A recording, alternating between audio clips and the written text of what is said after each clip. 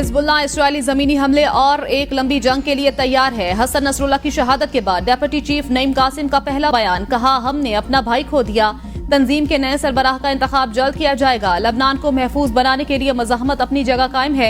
Israel को बताना चाहते हैं सरेंडर नहीं करेंगे। हमने इसराइली सरजमीन पर 150 किलोमीटर के अंदर तक हमले किए। हिजबुल्लाह गजा की हिमायत जारी रखेगी। ये जंग भी ऐसे ही जीतेंगे जैसे 2006 में इसराइल के खिलाफ जीते थे। इस जंग में अमेरिका हर तरह से इसराइल का पार्टनर है। अमेरिकी सदर ने लबनान में जमीनी ऑपरेशन के इसराइली मंसूबे की मुखालिफत कर दी, कहा हमें अब जंगबंदी चाहिए।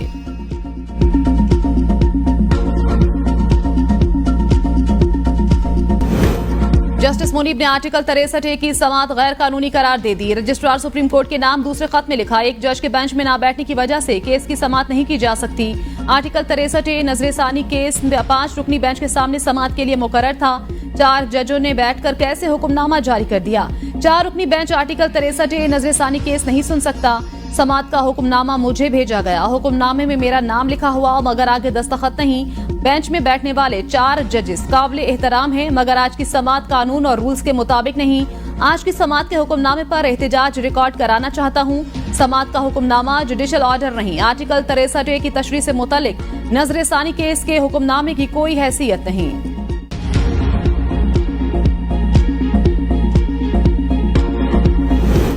आर्टिकल 63A नजरेसानी केस की समाअत आज दोबारा होगी। समाअत से कबल प्रैक्टिस एंड प्रोसीजर कमेटी का इजलास तलब। इजलास सुबह 9 बजे सुप्रीम कोर्ट में होगा। इजलास चीफ जस्टिस काजी फायजीसा ने तलब किया। चीफ जस्टिस ने अपने हुक्मनामे में लिखा, रजिस्ट्रार जस्टिस मुनीब से बेंच का हिस्सा बनने की दरखास्त करें। जस्टिस मुनीब इनकार करें तो जजेस कमेटी नया जज बेंच में शामिल करेगी।